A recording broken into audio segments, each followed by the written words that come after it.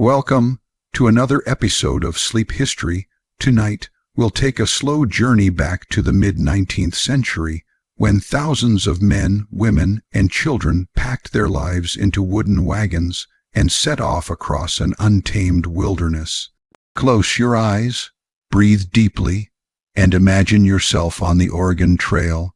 Imagine yourself in the spring of 1843 in a quiet town on the western edge of Missouri. The air is cool in the early mornings, heavy with the scent of dew on tall grasses. Small farms stretch out across the rolling landscape with wooden fences, thatched barns, and fields of wheat waiting for harvest. Chickens cluck softly in the yards, and the sounds of farm tools echo faintly from neighbors working their land. To most people, this life seems steady, predictable, even safe. But for many families, something stirs inside, a longing for more. The promise of land and opportunity, whispered from one neighbor to another, carried through letters and newspapers, has awakened both hope and restlessness. The Oregon Territory, far beyond the horizon, feels like a dream. Stories circulate of soil so rich that crops grow taller than a man, of rivers alive with salmon, of forests deep with timber, and valleys where cattle can graze endlessly. For struggling farmers, for blacksmiths who can barely make a living, for widows seeking a new chance, and for young families crowded on war, Outland, Oregon sounds like a paradise. Yet the dream is not close by. It lies more than 2,000 miles away, across plains, deserts, rivers, and mountains. The journey is long, uncertain, and full of danger. Still, the thought of beginning again, of owning a piece of land, of giving children something greater than what one has known, this thought grows stronger each day. The decision to leave is not made in haste. Around wooden tables lit by flickering lanterns, families gather night after night. They speak in hushed voices so as not to wake the children. Fathers lean forward, hands calloused from work, weighing the risks. Mothers, with quiet but steady voices, ask the hardest questions. What if the oxen die? What if sickness takes one of the children? What if the rivers flood or food runs out? The fears are real, yet so is the opportunity. The United States government has begun to encourage westward settlement, promising land, free land, to anyone willing to make the journey and build a homestead. The idea of claiming 320 acres for a man, and the same for his wife, is astonishing. For people used to farming borrowed or rented ground, this is more than land, it is freedom. Days stretch into weeks of discussion. Neighbors meet to share news. A traveling peddler tells of families already on the trail, and the reports are mixed. Some have perished, but others have arrived safely and written back of fertile valleys where wheat and corn grow tall. In churchyards and market squares, whispers of Oregon fever spread, and soon one household after another begins to consider what it would mean to uproot their lives and set out for the unknown. When the final decision is made, it is rarely with celebration. Instead, it comes with a quiet, heavy resolve. The family knows what must be done. Belongings are sorted, and the hardest part begins. Not the packing, not the planning, but the leaving behind. Furniture too large for a wagon is sold for whatever price it will bring. Neighbors barter for tools, books, or livestock that cannot make the journey. Mothers fold clothing into bundles, choosing only what is most necessary.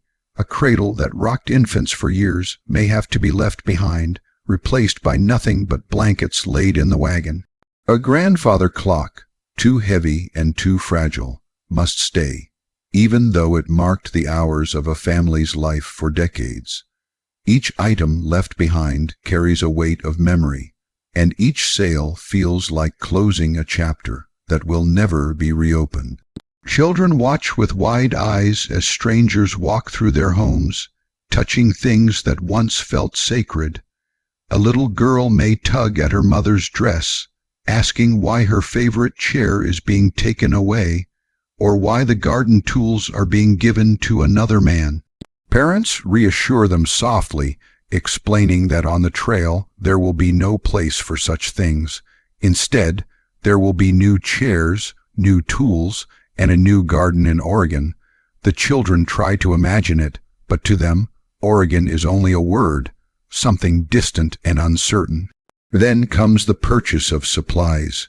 Fathers walk dusty roads into town, stepping into the general store with lists scrawled on bits of paper. The store smells of flour and tobacco, iron nails, and oiled leather. Shelves are stacked with barrels of beans, sacks of sugar, and bolts of cloth. A family preparing for the trail might need hundreds of pounds of flour, bacon salted heavily to keep through the months, dried fruit, and coffee to keep spirits alive during long nights. Tools must be chosen carefully: spare axles, wagon grease, iron chains, rifles for hunting, powder and shot. Every item is measured against the weight the oxen can bear. The most important purchase of all is the wagon itself. Families gather around as blacksmiths and carpenters show them the sturdy wooden frames, built of seasoned oak, with wheels bound in iron. These are not the romantic wagons of later stories, covered in canvas for comfort. These are simple, practical vehicles, built to endure rough ground and endless miles. A family will sleep inside only when rain makes tents impossible. Most nights, the wagon is simply a rolling storehouse for food and tools. Children sometimes ride, but more often they walk beside the oxen, day after day, mile after mile. Choosing the wagon feels like choosing a second home, one that must carry their entire lives across a continent. And then there are the oxen. Stronger than horses, more durable than mules, oxen are slow but reliable. A team must be purchased, often costing nearly as much as the wagon itself. Farmers test them carefully, looking into their dark eyes, feeling the strength in their shoulders. These animals will become the heart of the journey, pulling not only wood and iron, but every hope the family carries. Once the purchases are complete, preparations fill every waking hour. Mothers sew canvas covers, stretching them across the wagons, waterproofing them with oil to keep out the rain. Children gather kindling and small supplies, eager to help. Fathers test rifles, sharpen axes, and set aside precious coins for emergencies. The yard fills with bundles, barrels, and crates, each one carefully labeled and arranged, and through it all an unspoken tension hums in the air. The family knows that soon everything familiar, the house, the fields, the neighbors, will be behind them. The final weeks are a blur of goodbyes. Friends come to share one last meal, to shake hands, to promise letters that may or may not ever arrive. Elderly parents, too frail to travel, stand in doorways with tears in their eyes, knowing they may never see their children again. Brothers and sisters embrace, trying to believe that someday, perhaps, they too will follow west. But in their hearts they know that distance of thousands of miles, in an age before railroads or telegraphs, may mean this farewell is permanent. On the morning of departure, the air is still and heavy with emotion. The wagon stands ready, wheels creaking slightly under the weight of supplies. The oxen snort and shuffle, restless in their yokes. Children cling to dolls or small wooden toys, the only treasures they were allowed to keep. Mothers tie bonnets beneath their chins, hiding tears with forced smiles. Fathers climb to the wagon seat, whip in hand, scanning the horizon with a mixture of dread and determination. Neighbors gather to watch, offering blessings, prayers, and last words of advice. Keep your powder dry, one man calls. Watch the rivers in spring, another warns. There are nods, waves, and one final look at the farm that was once home. Then, with a sharp crack of the whip and the slow groan of wooden wheels, the wagon lurches forward. Step by step, the oxen pull the family onto the dirt road that leads west. The town fades behind them. The fields, the fences, the familiar paths where children once played, all grow smaller with each mile. The sound of neighbors calling grows fainter, replaced by the steady creak of the wagon and the rhythmic thud of hooves. Ahead lies only the horizon, a thin line where sky meets earth, stretching endlessly toward the promise of Oregon. The decision to leave was not a single moment, but a long unfolding of hope and fear, loss and longing. It was the act of turning away from what was known and stepping into the vast unknown. And though the trail ahead would bring hardships beyond imagining, the families who chose to go carried with them something stronger than fear. They carried the belief that beyond the mountains and rivers there waited a place where they could begin again. So they left, quietly, with hearts heavy and hopeful, they left. And with each slow turn of the wagon wheels, the great migration west began, not only a physical journey, but a journey of spirit, a testament to the courage it takes to say goodbye to the world you know and trust that something better waits beyond the horizon. First days on the Oregon Trail always began in the half-light of dawn when the world still felt hushed, as if holding its breath before the long day ahead. In those early mornings, a mist often clung to the fields and riverbanks of Missouri, curling like smoke over the tall grasses. Wagons stood in loose circles, canvas covers stretched taut, oxen shifting restlessly in their yokes. Families stirred awake beneath blankets, the air sharp and cool, smelling faintly of damp earth and wood smoke. The sound of a rooster crowing from some distant farm might reach the camp, a final reminder of the homes left behind. For many, the departure was almost surreal. After months of preparation, planning, selling, packing, and saying goodbye, the moment had finally arrived. The wheels of the wagons, blackened with tar to protect them from water, creaked with each small movement. The animals, half-asleep but obedient, snorted clouds of steam into the cold morning air. Fathers called gently to their children, urging them awake, while mothers busied themselves with breakfast. Biscuits warmed over coals, perhaps, or a pot of coffee simmering slowly. Some families knelt together in prayer before setting off, asking for protection and strength for the miles ahead. The trail itself was not yet worn into the earth, not in those first miles. Instead, it was a dirt road, narrow and uneven, winding westward through countryside that was still familiar, farms, fields, and small clusters of houses. But every step carried pioneers further from the lives they had always known. A child might glance back over his shoulder, catching the last glimpse of the family homestead shrinking into the distance, a plume of smoke rising from the chimney. Mothers, too, sometimes turned their heads, their eyes wet but their lips silent. The fathers gripped the reins tightly, staring ahead with grim determination, for to look back was to risk faltering before the journey had truly begun. The wagons moved slowly, painfully slowly, often no faster than a man walking at an easy pace. 2 miles in an hour was considered good progress. At this speed, the oxen strained, muscles bunching beneath their rough hides, hooves pressing deep into the mud. Wheels sank and groaned, especially in springtime when the ground was soft from rains.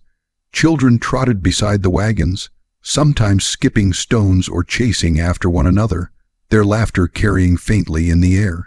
For them, at least in those first days, the adventure still felt new and exciting.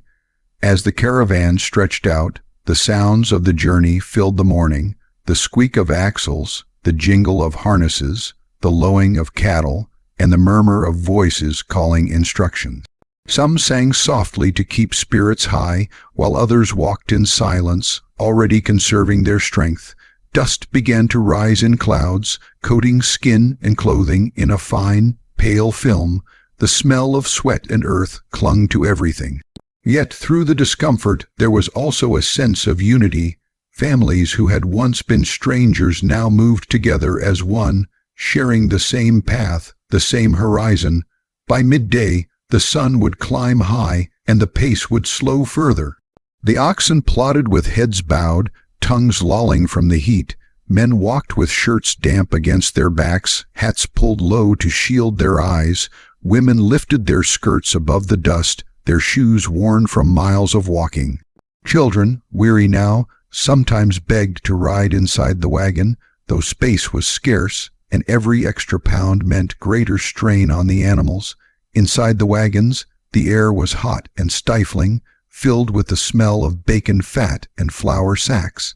Some children dozed there, lulled by the rocking of the wheels, while others stared out from beneath the canvas covers, watching the endless sweep of land pass by. Stopping for meals became a cherished ritual. Around noon, the wagons would pull to a halt in some open space, and families unpacked their provisions. Fires were kindled quickly, using dry twigs gathered by the children. Iron pots were set on stones, and soon the smell of beans, bacon, or cornbread wafted through the air. Water was fetched from streams when possible, though always with caution. Contaminated water could bring illness, and pioneers quickly learned to look for clear, running currents rather than stagnant pools. Meals were simple, filling, and eaten without ceremony. Men might recline on the grass, stretching sore muscles, while women fanned themselves against the sun. For a short time, the caravan rested, voices carrying an easy conversation, laughter rising above the clink of tin cups. But the rest was brief, for the trail was long. By early afternoon, the wagons moved again, shadows lengthening slowly across the plains. The rhythm of travel began to settle in, a rhythm that would continue for months. Walk, rest, walk again. Stop only when the sun dipped low and the light grew golden, spreading across the horizon like fire. Evenings brought a different mood. As the caravan drew to a stop, wagons were arranged in a circle, forming a crude corral. This was not only for protection against attack, though the fear of raiders lingered in many minds, but also to keep livestock from wandering. Oxen were unyoked, their heavy heads lowered as they grazed on whatever grass could be found. Fires were lit again, brighter this time, flames snapping as iron kettles simmered with stew or porridge. The smell of smoke mingled with food, comforting and familiar. Children, released from the slow pace of the trail, played games in the grass. Some chased fireflies, their laughter echoing softly in the dusk. Others sat close to their mothers, too tired to move, leaning against skirts or shawls as eyes grew heavy. Fathers sat with neighbors, talking over the day's progress, planning for the miles ahead, discussing the terrain or the condition of the oxen. Mothers mended clothing by firelight, needles flashing briefly in the glow, or cradled infants to sleep with soft lullabies. And then there was the sky. For those first nights on the trail, away from the dim glow of towns, the stars revealed themselves in their full brilliance. The heavens stretched unbroken from horizon to horizon, scattered with constellations so sharp and bright that they seemed almost alive. Families often paused in their chores to gaze upward, struck by the vastness above them. Some felt comforted, believing the stars a silent reminder of God's watchful presence. Others felt small, humbled by the immensity of the journey still to come. Night was not without its unease. Coyotes howled in the distance, their cries eerie and sharp. Horses and oxen shifted nervously, ears twitching at the sounds of the prairie. Parents hushed children who feared the dark, reminding them that the wagons formed a strong barrier, that the firelight would keep them safe. Yet in the quiet moments before sleep, many adults felt the weight of uncertainty pressing in. The first miles were behind them, but thousands more remained. Would they truly reach Oregon? Would all survive the journey? In the silence of the night, these questions lingered like shadows just beyond the fire's glow. The days blended together quickly. Sunrise, travel, midday meal, more travel, sunset, camp, rest. The monotony wore on some, especially as the novelty of the adventure faded. Feet blistered, backs ached, tempers flared. Yet slowly the pioneers adjusted. Their bodies grew accustomed to the rhythm, their minds adapted to the endless horizon. What had once seemed daunting began to feel almost natural. This was life now, the wagon, the trail, the land stretching endlessly ahead. And still, in those first weeks, there was a strange mixture of excitement and dread. Every creek crossed, every mile marked on the maps, brought them closer to the unknown. Missouri was behind them now. Ahead lay plains that stretched further than imagination, rivers wide and dangerous, mountains jagged and steep. But for the moment, in the early stages of the trail, the families walked with hope. They sang to keep their spirits high. They prayed together, believing that each step westward was a step toward a better life. And as they lay down each night beneath the blanket of stars, listening to the quiet crackle of the fire and the soft breathing of their children, they carried with them not only the burden of the journey, but also the quiet strength of those who had chosen to begin. The start of the journey was more than the movement of wagons. It was the crossing of a threshold, the leaving of one world for another. And though the trail was long and unforgiving, each day forward bound them more deeply to their dream. Life on the Oregon Trail was not a single adventure, but a long unfolding of repetition, patience, and endurance. Each day blended into the next, a rhythm of rising with the sun, walking until exhaustion, and resting beneath the stars. For many families, what had begun with excitement quickly turned into routine, and routine into something harder to describe. An existence carried forward not by comfort, but by necessity. Morning began in darkness, long before the first glow of dawn stretched across the horizon. A voice, often that of the wagon master, would call through the camp, urging families awake. The sounds of movement soon followed, the shuffle of boots against grass, the cough of a man clearing his throat, the soft cries of children stirred too early from sleep. Fires that had died to embers through the night were stirred back to life, sparks rising against the sky. The sharp smell of smoke mingled with the cooler scents of dew and damp earth. Mothers prepared simple breakfasts, perhaps biscuits reheated over coals, or porridge made from oats, thick and plain. Coffee, when available, was a comfort savored slowly, its bitter warmth steadying tired hands. Packing the wagon was an ordeal in itself.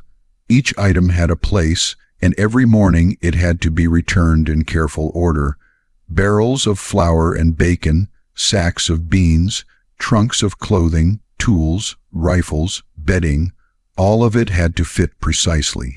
An uneven load meant strain on the oxen and greater risk of wheels breaking on rough ground. Children were given tasks according to their size, gathering kindling, fetching water from nearby streams, holding ropes while oxen were yoked. Even the youngest learned quickly that each pair of hands mattered. By the time the sun broke fully over the land, the camp was dismantled, the fires stamped out, and the long procession of wagons began to move once more. Walking was the essence of life on the trail.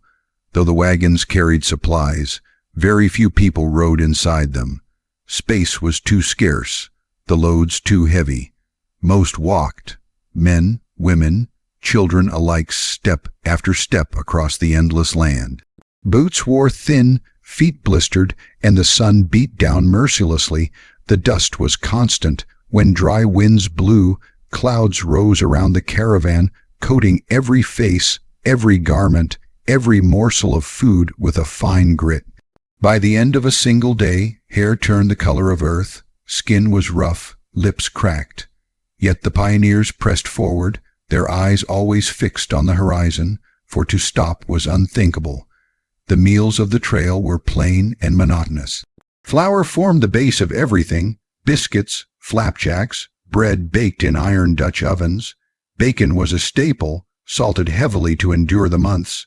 Beans appeared often, sometimes boiled alone, sometimes stewed with bits of pork. Coffee, though treasured, was rationed carefully, and when it ran low, substitutes were brewed from roasted chicory or parched corn. Dried fruit offered rare sweetness, and when hunting was successful, venison or rabbit might be added to the pot.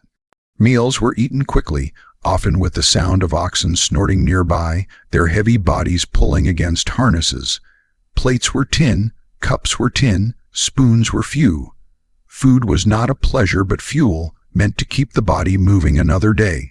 The rhythm of travel tested the spirit as much as the body. Mile after mile, stretched with little change in scenery, the plains seemed endless, and the horizon never drew closer. The monotony weighed on the mind, and tempers sometimes flared.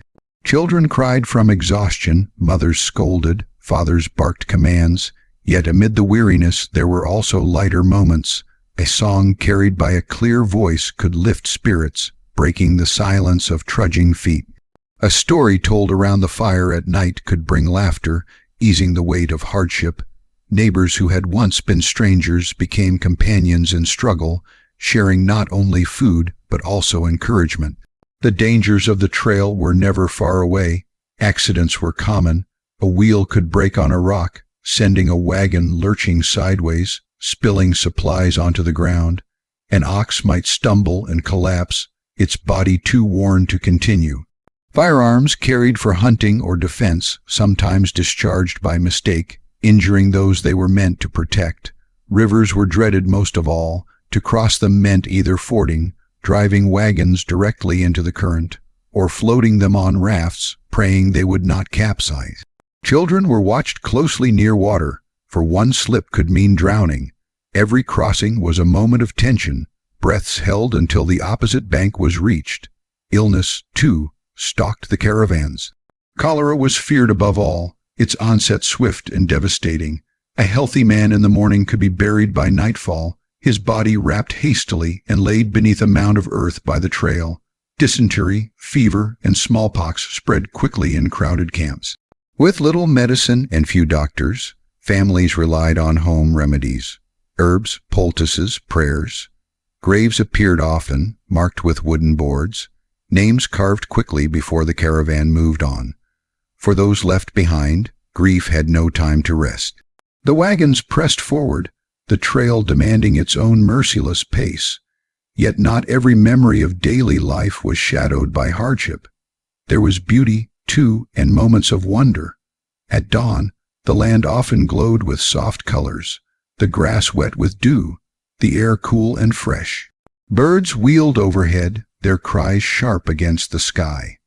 Herds of buffalo sometimes appeared in the distance, moving like dark rivers across the plains, their presence awe-inspiring. Children marveled at prairie dogs popping in and out of burrows, or at wildflowers blooming unexpectedly beside the trail.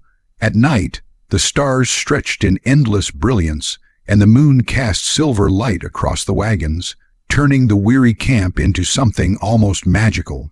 Rest was perhaps the most treasured part of daily life. When the wagons finally halted in the evening, when oxen were unyoked and fires built, the weariness lifted just enough to allow for companionship.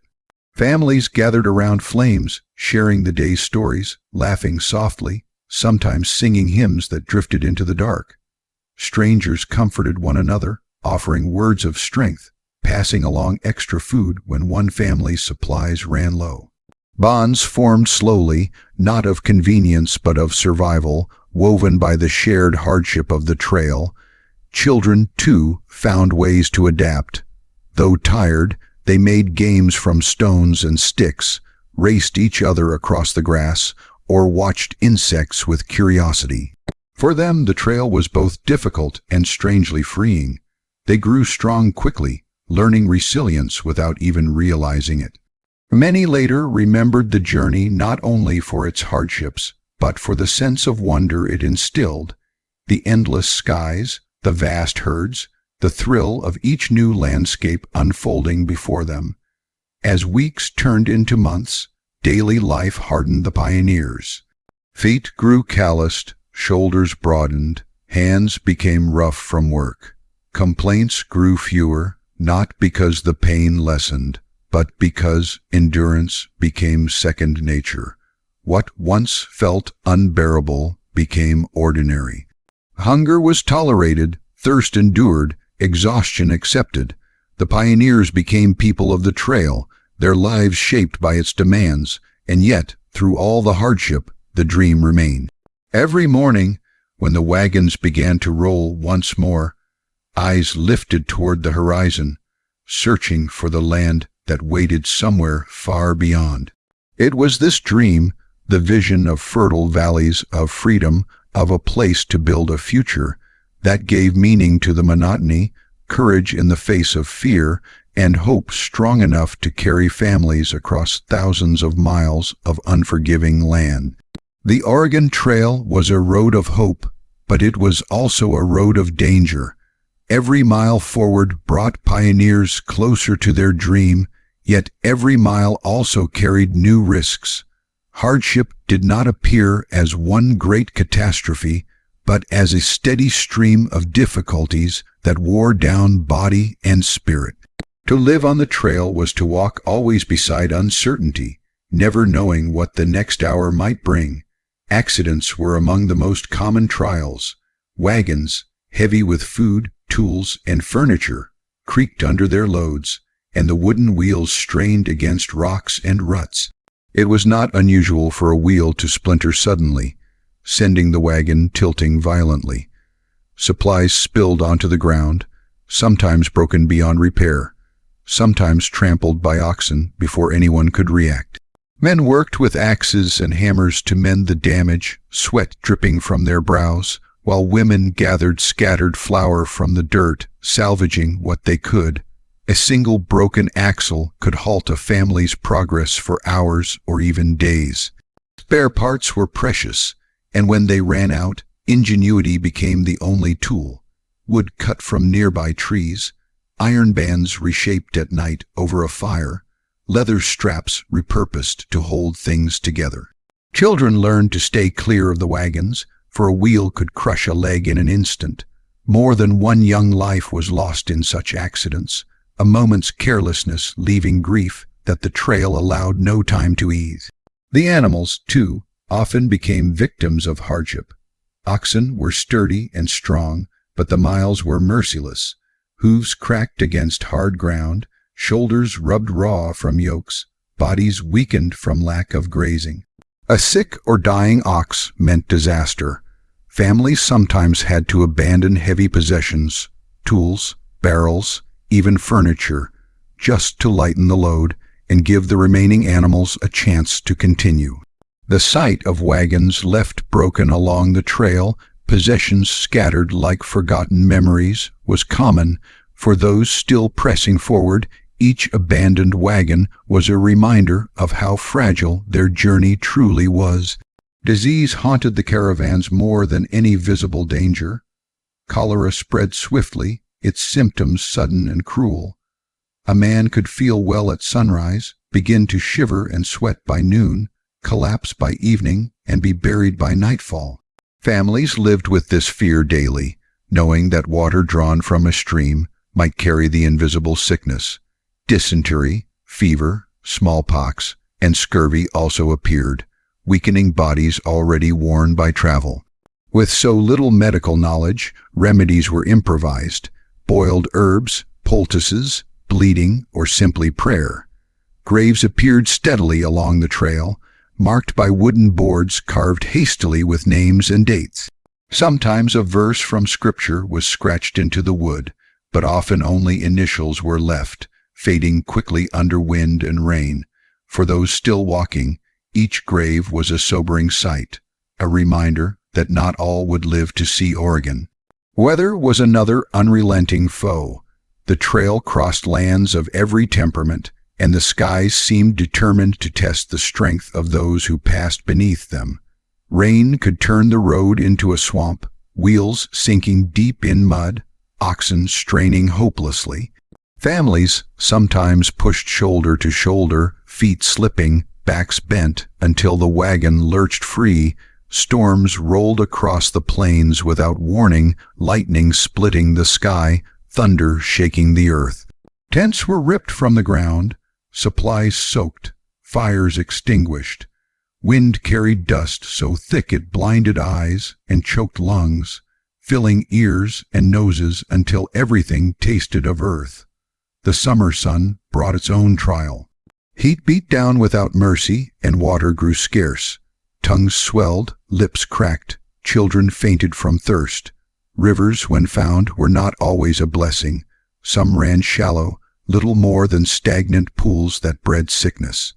Others were wide and swift, dangerous to cross. Families faced the terrifying choice to risk driving wagons directly into the current, or to spend hours building rafts and praying the load would not tip. Many drowned in these crossings, swept away in waters too strong to resist.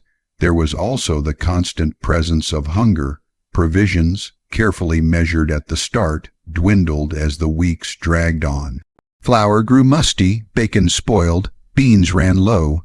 Families rationed carefully, cutting portions until meals became small and unsatisfying. Children asked for more, but were told gently there was none. Some foraged for berries, roots, or wild onions, learning which plants were safe, which could sicken. Hunting offered relief when successful, but game was not always plentiful. A rabbit caught by snare or a deer brought down with a rifle could feed many, yet sometimes days passed without a single catch. Hunger gnawed at the belly, and with it came weariness of spirit. The psychological toll was as real as any physical burden. Day after day of walking, of dust and heat, of watching the land stretch endlessly without change, these wore heavily on the mind. Quarrels flared easily. A snapped word between husband and wife, a shouted command at a child, a dispute between neighbors over grazing rights or water sources. Small tensions sometimes grew large in the pressure of the trail. Yet there was little room to nurse anger. Survival required cooperation, and grudges often gave way to weary silence, both sides knowing they still needed each other. And still, despite all these dangers, there was beauty that pierced through the suffering, moments when the hardships felt softened by the world itself. At night, when campfires glowed and voices fell quiet, the prairie often stretched peaceful and calm beneath the stars. Children, their stomachs not full, but their hearts still curious, gazed upward and asked their parents the names of constellations.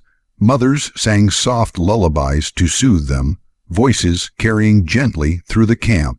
Fathers, though burdened, sometimes found strength in these moments, leaning against wagon wheels and gazing into the distance, imagining the fields and forests of Oregon.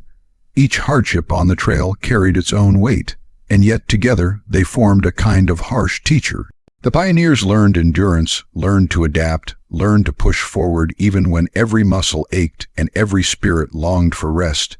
They buried loved ones and kept walking. They lost possessions and kept walking. They endured hunger, thirst, fear, and grief, and still the wagons rolled westward.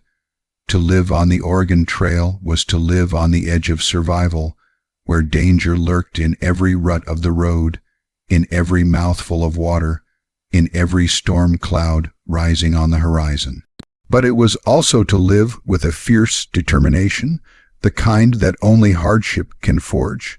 The dangers of the trail were real and constant, but so was the resolve of those who walked it. And though many fell, though many wagons were abandoned, though many names faded on weathered grave markers, the living pressed on, driven by hope stronger than fear, and by the dream of a life that lay waiting, somewhere beyond the dangers that filled each day. Loss was never far from those who journeyed along the Oregon Trail. It followed the wagons like a shadow, waiting quietly, stepping forward when least expected. For every family that reached Oregon, another carried scars of grief that would never fade. Sacrifice was not a single event, but a rhythm, woven into the very heartbeat of the trail. The people who walked westward carried not only their wagons and their hopes, but also the weight of farewell, the understanding that dreams demanded a price, and that sometimes the price was unbearably high. It often began with something small, a cough that lingered too long, a child's tiredness that did not lift after a night's rest, an ox stumbling too often on the rocky ground. At first, No one wanted to speak aloud the fear that grew in their chests. Parents would press a hand to a child's forehead, whispering that it was only exhaustion. Neighbors would share herbs or a swallow of medicine saved for emergencies. But sometimes the remedies failed, and the truth became clear. On the trail, illness spread quickly. A single fever could move from one wagon to another, leaving families weakened. The sorrow of watching a loved one fade was sharpened by the cruelty of the road. There was no soft bed, no doctor's care, no time to pause long enough for healing. When death came, it came swiftly. Graves were dug by weary hands, often shallow, sometimes hurried. The soil was hard, the tools dull from use. Families stood together in silence as a body was lowered, wrapped in a blanket, or in rare cases, a coffin hammered together from precious planks saved for such an occasion. Prayers were spoken, tears shed, and then the wagons moved on. The trail did not stop for grief. Each mile demanded attention, and so sorrow had to be carried forward, heavy and unrelenting, as much a part of the journey as the dust beneath their feet. For parents, the loss of a child was a wound deeper than any other. The laughter that once brightened the evenings, the small footsteps that padded around the fire, were gone. Some mothers carried tiny shoes or a lock of hair tucked into their aprons, clinging to these fragments of memory. Fathers walked with heads bowed, the weight of guilt pressing upon them, asking silently if the decision to travel had stolen their child's chance at life. Yet they continued, because to stop was to let the rest of the family perish. Animals, too, were mourned, though their loss was practical as much as emotional. An ox that fell meant more than a creature's death. It meant a wagon slowed, supplies perhaps abandoned, or families forced to walk even farther without rest. Some travelers left treasured possessions by the roadside, furniture crafted by grandfathers, wedding gifts carried from childhood homes, heirlooms passed through generations. Each object left behind was a kind of death as well, a farewell to pieces of the past that could no longer be born. Imagine the silence of a mother watching her cedar chest, the chest that had once held her wedding dress, burned for firewood because it was too heavy to carry. These sacrifices cut deeply, though few spoke of them. The trail demanded endurance, not sentiment, yet inside, each heart ached with loss. Sometimes sacrifice came in the form of choices made between life and death. A sick family member might be left behind with strangers, entrusted to another wagon train because their own group could not delay. Husbands and wives were sometimes separated, not by quarrel but by necessity, one staying with the weak while the other pressed forward with children, not all reunited at the end. These partings were quiet tragedies, rarely recorded in diaries, but they lived on in the memories of those who bore them. Sacrifice also meant the shedding of comfort. Those who had left behind homes with solid walls and stocked pantries quickly learned the trail cared nothing for luxury. The nights were cold, blankets thin, meals plain, and often unsatisfying. The sacrifice of comfort wore down the spirit as surely as miles wore down shoes. Yet in this stripping away, something harder and stronger emerged. Families who had once enjoyed the rhythm of village life learned to endure with little, to carry on with dignity even when possessions dwindled and the future looked uncertain. There was, too, the sacrifice of innocence. Children who set out with wide eyes and wonder quickly saw more than their share of death and suffering. They watched as graves were dug, as animals collapsed, as storms tore through camps. They learned to walk in silence, to obey without question, to shoulder chores far beyond their years. By the time they reached Oregon, many were children no longer, their youth traded for survival. And still, even in this tapestry of grief and giving up, there were moments of quiet strength. Families sang hymns at burials, voices trembling but steady. Neighbors comforted one another, offering bread or a hand or simply presence. Out of sacrifice grew a strange kind of unity, Loss was not born alone. It was shared, carried together. Each grave, each abandoned wagon, each burned chest of memories became part of the larger story of the trail, part of the collective sacrifice that bound these travelers to one another. It is easy, looking back, to see only the triumph of those who made it. To imagine the green valleys of Oregon, the fertile soil, the promise fulfilled. But those valleys were reached only because countless sacrifices were laid along the way. Dreams were built upon loss, hopes carried forward despite grief. And for many, the memory of what was left behind never truly faded, even in the land of promise. The Oregon Trail was not only a path of courage and ambition, it was a path of surrender, of farewell, of sacrifice upon sacrifice. Those who walked it gave up more than we can measure. They gave up belongings, health, innocence, and sometimes the lives of those dearest to them. Yet in this giving up, they revealed the depth of human endurance.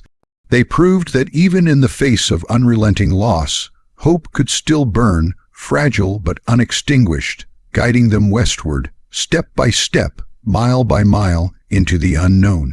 At last, after so many months upon the road, after dust and storms, loss and sacrifice, the end of the long trail begins to take shape. The travelers have carried themselves over endless plains, across rivers that swelled like oceans, and through mountains that rose like walls against the sky. Each step has been hard, won, each mile heavy with struggle. Yet now, as the wagons creak slowly forward, the world begins to change. The air cools, touched by the scent of pine carried from forests ahead. Streams run clearer, faster, filled with the promise of fresh water. Grassy hills roll in the distance, lush and green in a way that feels almost otherworldly after the barren stretches of desert and dust. Hope, once so fragile, begins to feel solid again beneath tired feet. Imagine walking beside your wagon as dawn breaks over the horizon. The sun rises gently, painting the sky with soft shades of rose and gold. The oxen, worn but faithful, lean into their yokes with the same steady rhythm they have carried for months. Your boots are torn, your clothes faded from wind and sun, but your eyes are alive with the shimmer of what lies ahead. Someone calls out from another wagon, pointing toward a distant ridge, and when you look up, you see it too, the land opening wide, filled with green valleys and tall trees that stretch toward heaven. For the first time in what feels like forever, your heart lifts with something close to joy. Reaching Oregon is not sudden. It is not a single step across an invisible border. It is gradual, a slow unfolding of beauty that eases itself into the weary eyes of travelers who have nearly forgotten what abundance looks like. The soil beneath your feet grows richer, darker. Wildflowers appear along the roadside, their colors delicate but bright. Birds sing in branches overhead, their melodies a sharp contrast to the silence of the prairie. Families pause just to take it all in, breathing deeply, letting the green world wash over them. Children, once worn thin by hunger and fatigue, run ahead, laughing at the sound of their own voices echoing against hills. Their laughter feels like a balm, a sound many parents feared they might never hear again. Every step westward brings new sights, rolling meadows dotted with deer grazing in the tall grass, streams alive with fish sparkling beneath the sunlight, forests where towering trees stand shoulder to shoulder, creating canopies of shade that feel like sheltering arms. The pioneers, hardened by months of hardship, are awestruck. Many cannot help but whisper prayers of thanks, their voices breaking with emotion. For so long, the trail has demanded nothing but loss, but now it seems to offer a gift, a reward carved from the wilderness itself. Yet even as joy takes root, there is disbelief. Some cannot accept, at first, that the journey is nearing its end. They walk in silence, afraid to hope too strongly, afraid the dream might slip away at the last moment. Mothers keep their children close. Fathers grip the reins tighter. all of them carrying the memory of too many goodbyes along the trail. And still, the land calls them onward, whispering that it is real, that their endurance has brought them to this place. At night, campfires burn with a different kind of light. The songs sung are not just of sorrow or longing, but of anticipation. Even the simplest meal tastes sweeter when eaten with the knowledge that the endless march is nearly finished. People share stories of what they will do once they arrive. A farmer speaks of planting wheat in soil so fertile it could feed his children through every winter. A mother dreams of a sturdy house with walls that will keep out the cold winds. Children talk of climbing trees taller than any they have ever seen, of chasing streams that run fast and free. Around the circle of wagons, hope gathers, warm as the fire itself. And then, the moment comes when a family crests a hill and looks out upon the wide valleys of Oregon. Before them stretches land that seems almost untouched, wide open, waiting. Some fall to their knees in gratitude, pressing their hands into the earth as if to assure themselves it is real. Others weep openly, tears streaming down faces weathered by wind and sun. Many simply stand in silence, their hearts too full for words. They have walked across a continent, and here is the proof that it was not in vain. For each person, the arrival feels different. To some, it is triumph, the fulfillment of a promise that carried them through every hardship. To others, it is bittersweet, for they cannot look upon the green fields without remembering those who did not live to see them. Graves left behind on the trail weigh heavily on every heart, reminders that joy is always twined with loss. A father may look upon the valley and think of the child buried by the Platte River. A wife may imagine her husband's laughter echoing in the forest, though he lies beneath the prairie grass far behind them. Oregon is beautiful, but it cannot erase the sorrow of the journey. Instead, it becomes a place where memory and hope live side by side, where every field carries whispers of both triumph and grief. Yet even in sorrow, there is renewal. Families begin to imagine homes rising from the soil, fields spreading wide with crops, communities forming where there is only wilderness now. The future is no longer an abstract dream. It takes shape in the mind's eye, solid and clear. Some see orchards heavy with fruit. Others see children running through doorways of houses not yet built. Many see churches where voices will gather in song, towns where laughter will echo, schools where children will learn to read. What was once only survival now opens into possibility. The land itself becomes part of the healing. After so many months of dust and desolation, the green world restores tired spirits. Water tastes fresher. Air feels cooler. The very earth beneath the feet seems to breathe life back into weary bodies. People find themselves pausing often, touching tree bark, letting grass run through their fingers, marveling at the abundance that surrounds them. Some who had nearly lost faith on the trail find it again here, believing the land itself is proof of providence, a gift for their suffering. The final days of the journey are filled with a mix of relief and disbelief. The wagons move more slowly, not because the oxen are weary, though they are, but because people cannot help but stop to take in every sight to let the reality sink in. There is no need to rush anymore. The hardest part is over. Now, there is only the slow savoring of arrival.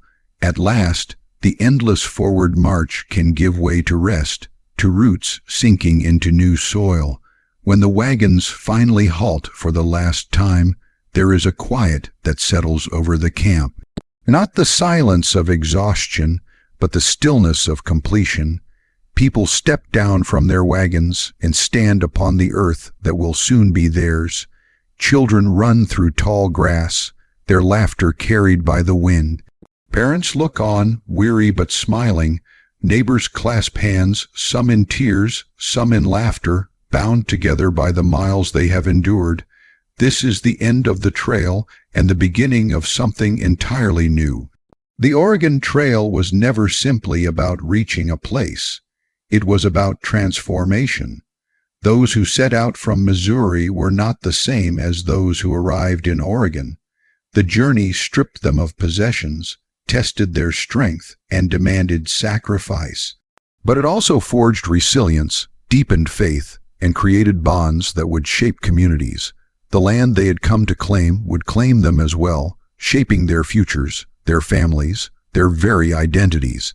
For generations to come, the story of arriving in Oregon would be told again and again.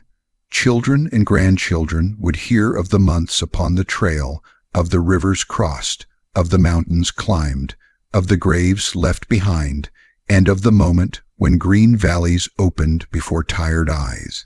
These stories would become part of the land itself, woven into its history, echoing in every field, every orchard, every town that would rise from the soil. To reach Oregon was to reach not just a place but a promise, fulfilled through endurance and faith. The journey had taken everything, but in return it had given something profound, the chance to begin again. And as the stars rose over the valleys, pioneers lay down to rest on the soil they had longed for, breathing deeply of cool night air, letting sleep carry them into dreams no longer of survival, but of tomorrow.